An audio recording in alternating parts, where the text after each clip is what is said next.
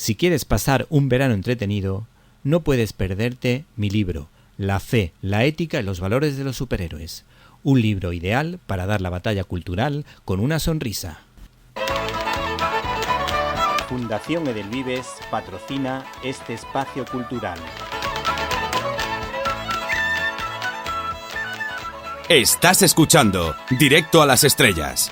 Víctor Alvarado. Nuestro invitado de esta semana sueña con ser el sustituto de Koji Kabuto para pilotar un prototipo de Mazinger Z y como buen detective conoce todos los entresijos de ese universo. Responde al nombre de Romero, Jesús Romero, y es el autor de Mazinger Puños Fuera, editado por Dolmen. Buenas tardes. Hola, buenas tardes. Si quieres pasar un verano entretenido, no puedes perderte mi libro, La fe, la ética y los valores de los superhéroes. Un libro ideal para dar la batalla cultural con una sonrisa. ¿Cómo un filósofo se convierte en escritor de anime? Esas cosas que pasan. Antes que eso fui un niño del 78. Sí. Un niño que disfrutó las tardes de televisión española con Mazinger Z y fue impactado por ella.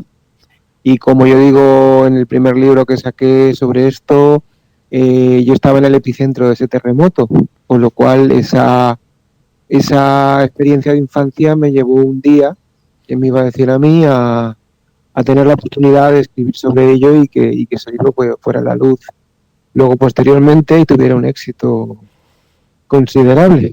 Sí, sí. Cuando uno piensa, por ejemplo, en Mayra Gómez Ken, que es una de las personas a las que dedica el libro, lo primero que tiene en cuenta o le viene a la mente es que era una excelente trilera para la subasta del 1, 2, 3, una brillante presentadora y una buena persona. ¿Por qué has dedicado este libro a esta mujer?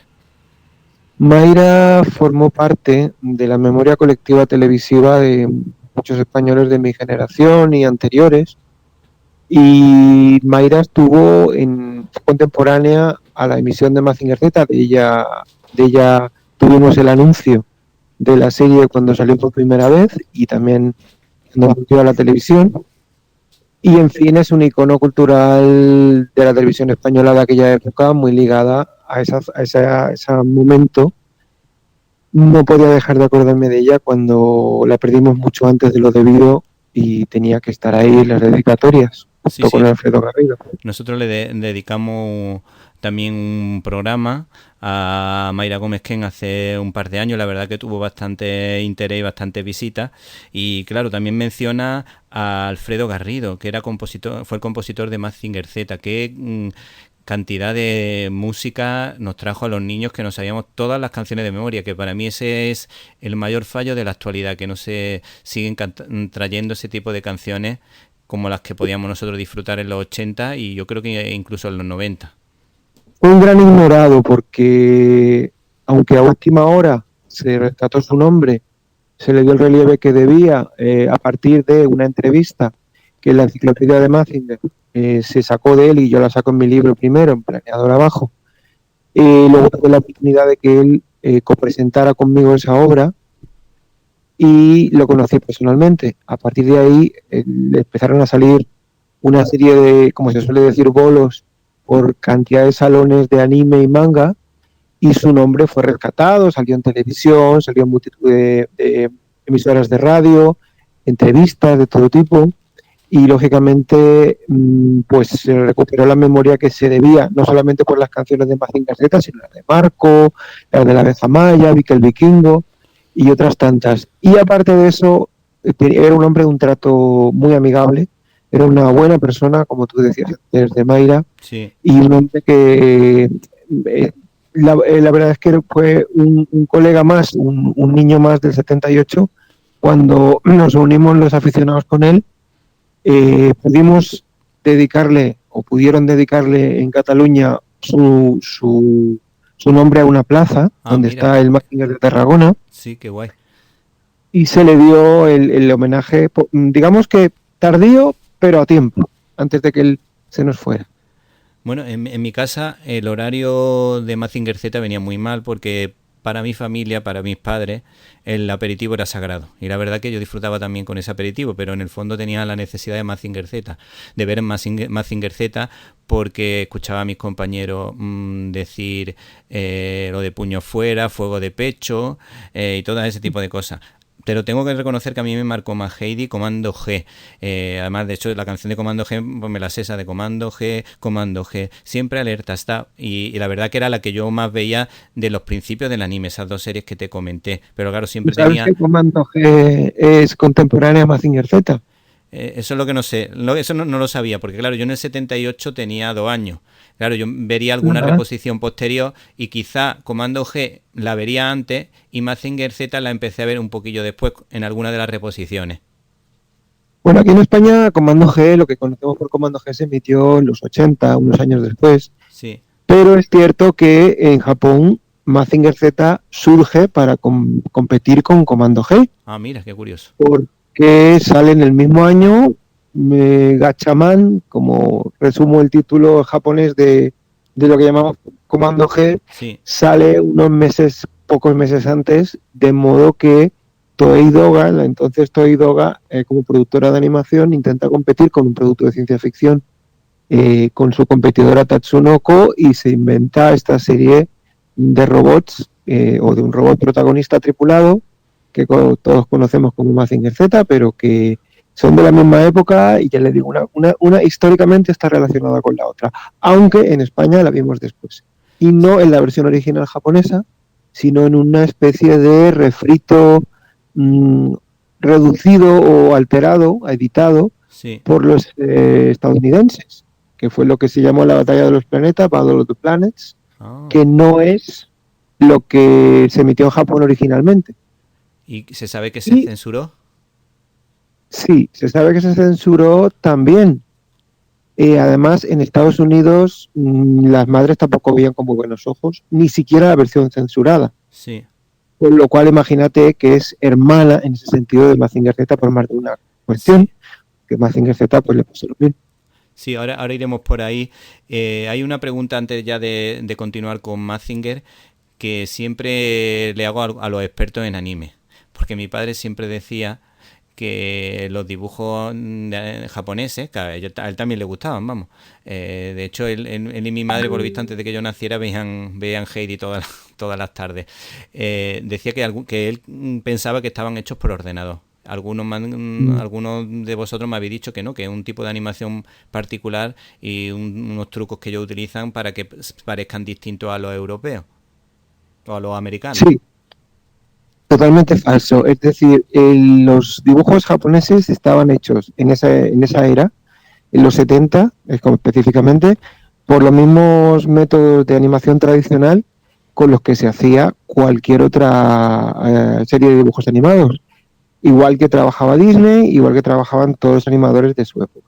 Lo que pasa que efectivamente por los efectos y por la voluntad de realismo que tenían, parecían hechos con los métodos actuales de infografía que en aquel momento o no existían o estaban muy en sus antecedentes. Sí. Con lo cual, yo dedico en este libro Puños Fuera una parte a los animadores, a un crisol de 6, sí. Una pequeña muestra de todo lo que hubo en la serie, que fue mucho más, y en esa muestra se muestran algunos de los efectos que utilizaban para tratar de impactar al espectador y colocar la luz, el sonido y cualquier cosa real en la animación, con trucos muy específicos, pero que en ningún caso eran producidos por ordenador, sino con animación tradicional y con fotografiar acetatos pintados exactamente igual que cualquier otra serie de dibujos animados. Sí, bueno, tengo que decir que mi capítulo favorito con respecto a este libro es el que dedica a Nakamura,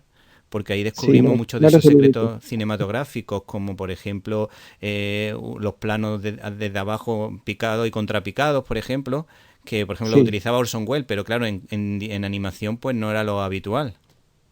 Sí, él trataba de resaltar la acción, el dramatismo de la acción, él preparaba episodios impactantes en muchos sentidos, jugando con la luz, el sonido, los planos, los encuadres de los personajes. Verdaderamente su intervención en Mazinger Z es de las más recordadas y de las que más impacto dejaron, y luego tuvo esa misma actuación o mejor en series posteriores del propio Go Nagai y de la propia Toei. Pero como la más conocida es Mazinger Z, pues tuvimos la suerte de contar con el que llaman el Michelangelo japonés, Pues mira, que era un hombre dedicado completamente a hacer impactantes cada una de las piezas que se le encargaban. como uno de los hermanos Buscema de Marvel.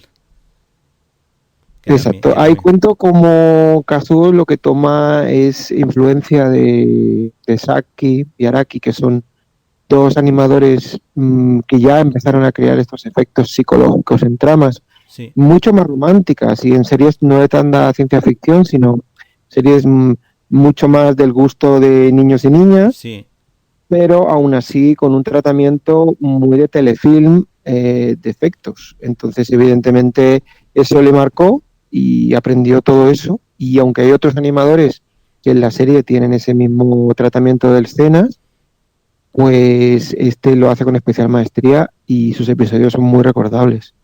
Si te parece, por hacer un pequeño spoiler para que la gente pueda ver el nivel de este señor Nakamura, hay una escena en la que aparece el protagonista tumbado y la cámara se va acercando plano a plano. Si nos lo puedes explicar un poquillo, si te acuerdas. Sí, por supuesto. Cuando Koji Kabuto, cuando se tenía que enfrentar a un monstruo supersónico que no podía alcanzar en el aire, porque entonces Mazinger Z no volaba y no sabía cómo hacerlo, se veía impotente, entra en una especie de preocupación extrema de noche en su cama y él empieza a cavilar cómo puede enfrentarse con un robot en tierra, un robot aéreo y además supersónico. Y en ese momento, pues el recurso del animador es fijarse cada vez más cerca, en planos cada vez más cercanos, hasta enfocar los ojos del personaje en reflexión, tumbado sobre una cama, con una sola luz de una lámpara, que he procurado recrear en una página en negro del libro, para hacer foco sobre que en ese momento ese recurso tan de Saki fue copiado por Nakamura para mostrar ese que se tradujera a dibujos una tensión psicológica, una preocupación. Sí. Bueno, por otra parte, el apellido Nagai, no sé lo que tiene, pero se ha convertido en España y en el mundo en algo muy importante, porque, por ejemplo, tenemos a Takashi Nagai, que fue un cristiano converso que dio su testimonio de fe transmitiendo mucha alegría, mucha esperanza, porque había sufrido los bombardeos de Hiroshima y Nagasaki, y a pesar de eso escribió cosas que te animan un montón. Yo me he leído un par de textos y digo, Dios mío, este hombre, después de lo que tenía, la ilusión que tenía por escribir, por vivir, por intentar que los demás viviesen la vida con esperanza. Pero es que tenemos otro, que es Kiyoshi Go Nagai, que es recordado por ser el creador de Mazinger Z. No sé si nos puedes decir qué fue primero, el manga o el anime, o fue primero el anime y luego fue el manga, y realmente quiénes fueron los padres de Mazinger Z. Bueno, Nagai tiene una historia en ese sentido. Nagai idea Mazinger Z a su estilo y su forma. Él era conocido por ser un mangaka que se dedicaba mucho a historietas en las que había muchos toques de humor, de erotismo y de terror. Esos son sus bazas para crear historias dibujadas. No un dibujante brillante, pero sí en ese sentido uno original. Cuando crea Mazinger Z lo hace como un encargo, no sé si bien como un encargo o una idea que le propone a Toei Doga, pero Toei Doga hace un producto absolutamente distinto al suyo. De modo que es como cuando con El planeta de los simios, una serie muy conocida, antes que nada una película de la ciencia ficción, una película de culto. La novela que le da origen no tiene nada que ver con luego lo que fue, por distintas vicisitudes que sería algo de explicar aquí, la película que tuvo tantísimo éxito y tanto carisma en el mundo. Pues con Mazinger Z pasa un poco lo mismo.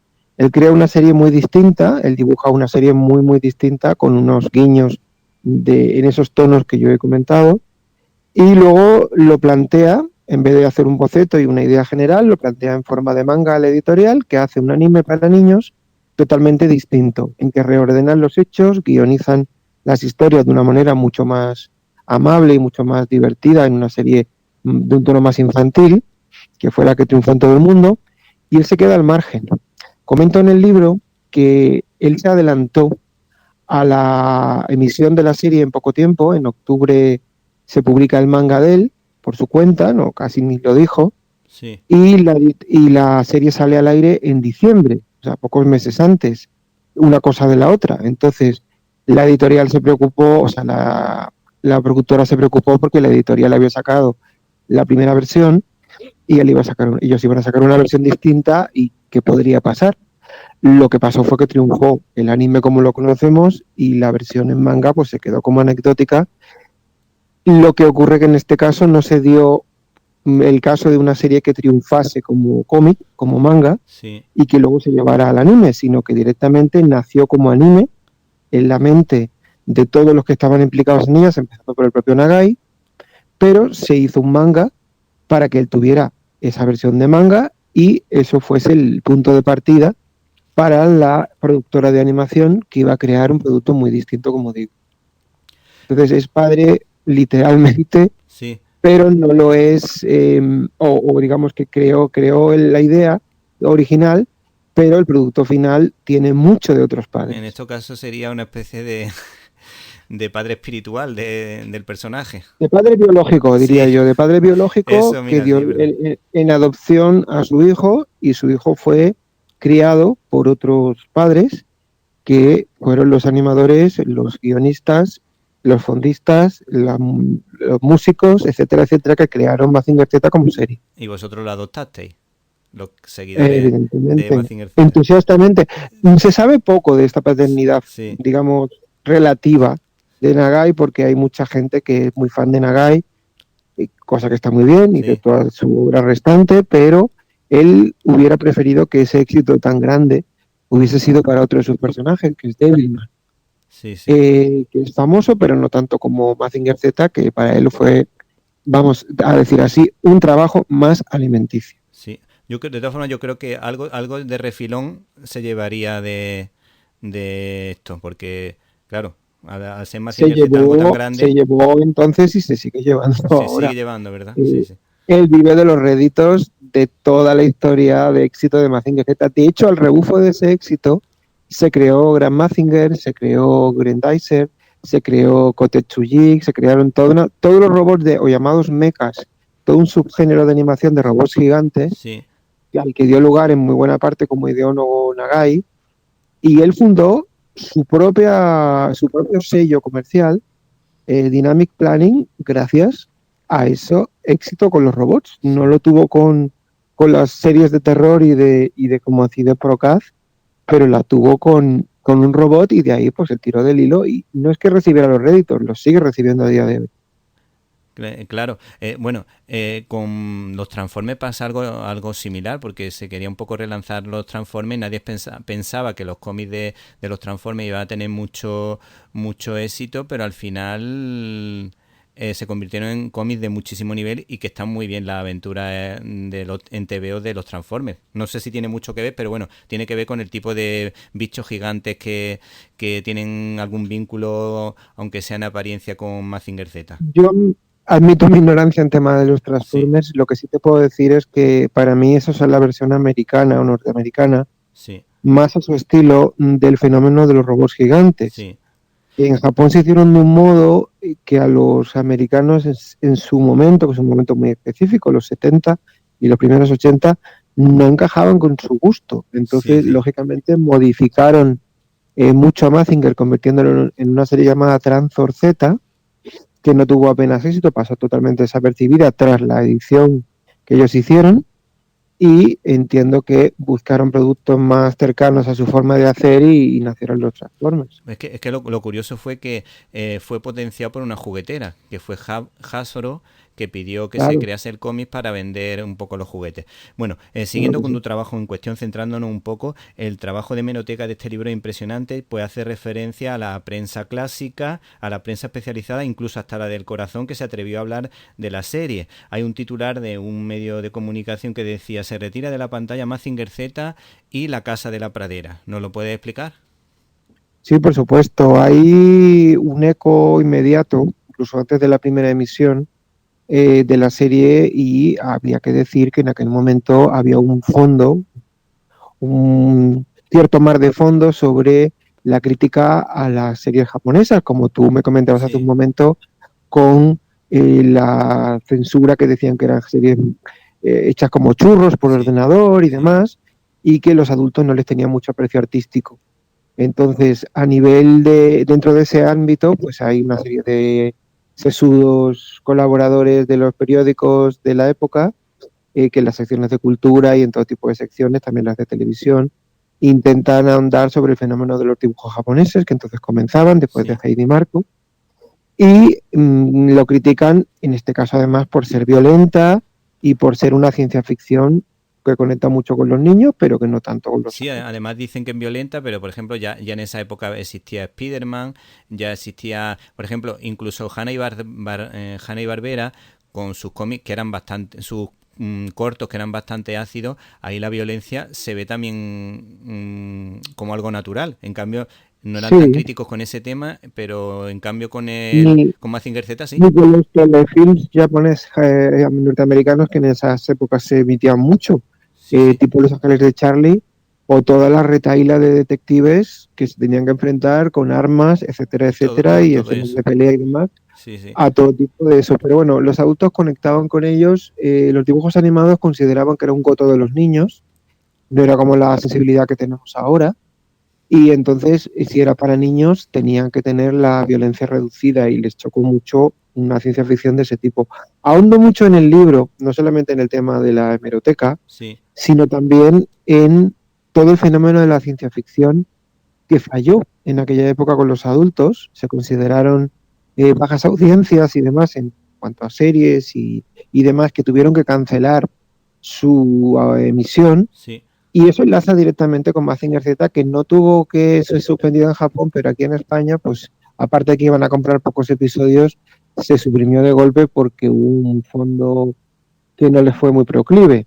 Entonces, evidentemente, desde las revistas del corazón hasta las revistas de televisión, pasando por las cartas al director y todo tipo de publicaciones, se ve la tensión entre los partidarios y los detractores de la serie durante toda esa época, en una tensión muy graciosa que, vista desde hoy, nos parece incluso ridícula, Sí. pero que en aquel momento era muy llamativo cómo la televisión, que tenía un poder mucho mayor del que tiene hoy por hoy en casa, eh, tiraba de los niños y de los padres, en este caso enfrentados, y yo siempre explico que esa hora de la sobremesa era muy compartida por madres y abuelas, pero cuando llegó Mazinger Z como producto de ciencia ficción no lo entendieron, les pareció feo y les pareció violento, y lógicamente empezaron una cruzada, algunos, contra eso. Pero es muy suculento. Yo ya lo inicio en Planeador Abajo en determinados artículos de opinión delirantes, Sí. y se quedó mucho fuera, que me llevó un verano de análisis en la Biblioteca Nacional, de donde saqué Sí. todos los digamos, mmm, fuentes documentales Sí. para ilustrar no solo el rechazo hacia Mazinger Z, sino también todo el apoyo y toda la ilusión tan grande de los niños que querían más productos como Mazinger Z, aparte del propio Mazinger Z, y cómo estaban verdaderamente hacia el final, ya en el verano aquel, tan atemorizados porque fuese a ser suprimido de la parrilla televisiva como efectivamente pasó. Sí, allí estuvo trabajando Luis Alberto de Cuenca, que además es un admirador de la animación, del mundo de los cómics, y seguramente si te vio por ahí, seguro que habló contigo. Eh, por otra parte, hubo un poco de polémica, creo recordar, con la elección de capítulos, y creo que también hubo un tema con el tema de la pechonalidad de Afrodita. No sé si nos puede aclarar ese punto. Bueno, esos son anécdotas y comentarios que a lo largo de los años ha hecho la gente. No creo que el hecho de que hubiese una robot femenina que disparase los misiles a través de la zona pectoral Sí, fuera más que una anécdota graciosa o jocosa que se dijera en aquella época, e incluso hoy día se podría hacer la broma, pero que no creo que eso influyese en el disgusto adulto. Era más bien una anécdota, y bueno, pues hubo también incluso un bulo de que los niños jugaban a pechos fuera cuando el personaje de televisión Sayaka Yumi nunca jamás pronunció esa frase. Ah, sí. Sí, se decía porque los niños hicieran una especie de juego en ese sentido. Claro. Como hacen que decía puños fuera, pues ella tenía que decir pechos fuera. Y juraban que eso lo decía la serie, pero nunca pasó. Entonces es esas cosas de esas viejas trampas de la imaginación colectiva, sobre todo cuando pasa el tiempo y se olvidan las cosas, que ha sobrevivido hasta hoy. Pero más que nada fue el género lo que chocó a los adultos que no entendieron una ciencia ficción de ese tipo. De hecho, los propios japoneses hacen llegar al extranjero, y eso encaja mucho con la primera parte del libro, una parte de la serie, no solo porque los europeos no iban a emitir una serie tan larga, Sí. y ellos lo sabían, sino porque ellos consideraban que su producto era muy local, era muy de su gusto y muy encajado con el gusto del niño y del joven japonés de aquella época. Pero como era poco vendible, entonces de algún modo censuraron algunas partes y trataron de hacer una versión más tolerable en lo artístico y también también la parte menos local o menos localista. Hoy día consumimos productos japoneses con muchísima asiduidad y muchísimas ganas y hay gente verdaderamente aficionada, pero entonces todo eso comenzaba. Sí, sí. Solamente comenzaba. Entonces tú has visto la serie entera, no sé si nos puedes comentar que también hubo algún cambio con los doblajes. ¿Tú cómo la valoras en general, en su conjunto? Pues una historia de desventuras, es decir, la serie para comenzar, como digo, tenía que ser una serie más corta, ya eso la iba a cercenar. Ya venía una versión corta desde Japón. La versión corta tuvo accidentes para ser emitida completa y al final se emitió completa por casualidad, menos un episodio que se quitó de la parrilla y nunca más se volvió, aunque estaba doblado. Sí. Y evidentemente la versión española que tenemos solo tiene 32 episodios. De modo que a los que vimos la serie completa muchos años después, allá por los 90, y acabamos viéndola luego editada con mucho tiempo más después, porque esto ha sido historia de décadas, pues vimos que la tercera parte o el último tercio de la serie pues tiene una calidad, digamos que inferior. Algo inferior, no, por supuesto hay muchas cosas salvables, muchísimas, pero algo inferior en cuanto a animación, en cuanto a guión y en cuanto a resolución de cómo les hubiera gustado a los niños entusiastas de entonces que se hubiese acabado la serie, porque Mazinger acaba muy vapuleado para dar lugar a una serie nueva, que el tirón comercial de la serie nueva fue limitado, pero pretendían seguir explotándolo y evidentemente eso influyó en la serie. Pero la cuestión de los doblajes es que nunca se hizo un doblaje de esa última parte. Nunca hubo un doblaje español decente de esa última parte, entonces lógicamente todo lo que ha habido posterior ha sido o bien subtitulado o bien doblajes latinos de diversa origen, sí. Que ya sabes que no siempre los doblajes de fuera encuentran claro, no, eco la conexión es más fácil en la conexión en castellano que en latino. Claro, eso es nunca se dobló el resto. Sí, sí. Y de hecho la serie tuvo muchas dificultades para salvarse como doblaje original. El magnífico doblaje de Sony Graf con actores de teatro en Barcelona estuvo a punto de perderse por completo porque Televisión no conservó los materiales, salieron, a eso dedico también cierta parte del libro, salieron ahí por la puerta de atrás, digámoslo así. Sí. Entonces, de ese doblaje se salvó gracias a una edición en vídeo, pero se salvó en parte porque esa edición en vídeo no fue completa. Y lo único que lo salvó fue el tremendo amor por la serie que tuvieron los niños de la época, que grabaron. En audio, lo que entonces no existía el vídeo como tal, y entonces grabaron en audio, que era lo único que tienen disponible, para quedarse con algo de su héroe. Y esas cintas con una calidad, unas muy terrible y otras más soportable, ha sido lo que ha permitido con los años completar la emisión de televisión española en el 78, pero que no existía como tal, y todo lo que se pone en el libro, tanto en El planeador abajo como en El puños fuera, es la serie de desventuras que pasa la serie a todo nivel, con el doblaje también, hasta el punto de que pues, se vio muy afectada por muchas circunstancias que finalmente, por suerte, fuimos salvando con las décadas. Bueno, pues Jesús Romero, nos ha encantado tu participación en este programa. Seguimos recomendando tu libro, Mazinger Z, Puño Fuera, de la editorial Dolmen, y además lo seguimos recomendando porque después de esta entrevista me ha despertado más interés todavía, y los capítulos que me faltan, pues yo creo que me los voy a leer. Qué bien, pues adelante.